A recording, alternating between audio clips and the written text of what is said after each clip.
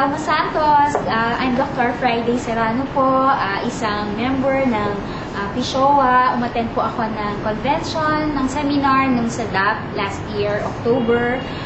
Doctora, we truly admire your dedication and your commitment sa DepEd, and you are truly somebody to emulate. We will miss you, and we know na hindi kayo titigil sa inyong commitment na i-pursue ang mga inyong mga goals at inyong mga dreams for the Department of Education. Thank you very much, Doctora, and we will truly miss you. Thank you. Yung aga sa IMO, Director Telma Santos. We are the representative from the third batch of the trainers training at Cebu.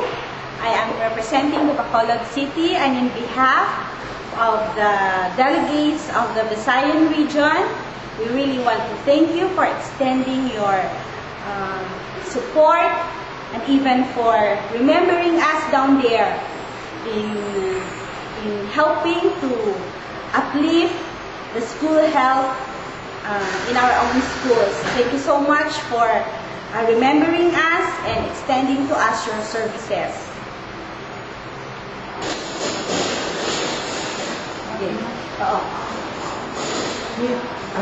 Maayong hapon kaninyong tanan. We would like to take this opportunity to thank Director Telma Santos for extending the help the first time in the Visayas region for the training of trainers of the School Health Nutrition Program. From the bottom of our hearts, from the participants of the Visayas, mabuhay ka, Director Telma Santos. To the DepEd Health and Nutrition Center, especially to you, Director Telma Santos, mabuhay ka! Palangga kagid namon. Hello, Dr. Telma. This is Dr. Tomas Claudio. I'm Penny Reyes. I am Josephine Ramos. I'm Ada Castillo. On behalf of Pasig Catholic College, especially the Medical and Dental Unit and PSOA, we'd like to express our warmest greeting and extend our gratitude for all the things you have shared with us. An intelligent woman like you with a kind heart, for sure you will be remembered. Tora, we will surely miss you. God bless. Love you, Dr. Good afternoon, ma'am. I'm Dr. Marino Ocampos, physician of St. Mary's Academy in Pasay.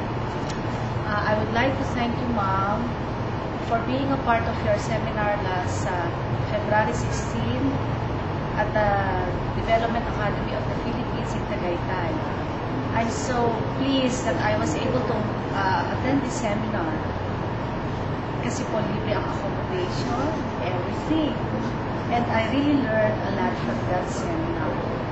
And I hope magkaroon pa tayo na ibang seminar na ganito about nutrition, especially among our school children. Ma'am, in behalf of our school and our staff who attended the seminar, we would like to thank you very much and more power. God bless you, ma'am. Thank you. We cannot forget what you contributed for PSHOA. You are a true leader, an advisor, and a very dedicated person. Your help to us will truly be forever remembered by us, much more for me personally because of the approval of the training of trainers. Your accommodation to us is very much remembered. I will not forget, much more in my term, what you did for me and for the association. More power, good health, and God bless. Hi, Director Telma. Kumusta na po kayo? You know, in behalf of the Private School Health Officers Association, talaga pong kami nagpapasalamat sa inyo because if not for you, we will not be able to reach out to our fellow health officers in the private school in the far provinces of Visayas and Mindanao. At least po ngayon, napapansin na po kami ng taga-DepEd, ng mga taga-private schools, napapansin na po ngayon. And we're very, very, very thankful to you. Mamimiss po namin kayo, Director, but nandito lang po kami palagi. If you need us, nandito lang po kami. We will miss you, Director. Ako sa PISHO1, I was given the opportunity para kausapin kayo at bigay ang pagmamahal namin sa Philippine Pediatric Society. Isa lang award ang maibibigay ko sa iyo, ma'am. You're the best. You're the FAMAS awardee, you're the Oscar awardee for the best director of the School Health and Nutrition Center. Alam ko, ma'am, marami ka pang naiisip gawin. Susuportahan ka namin all the way.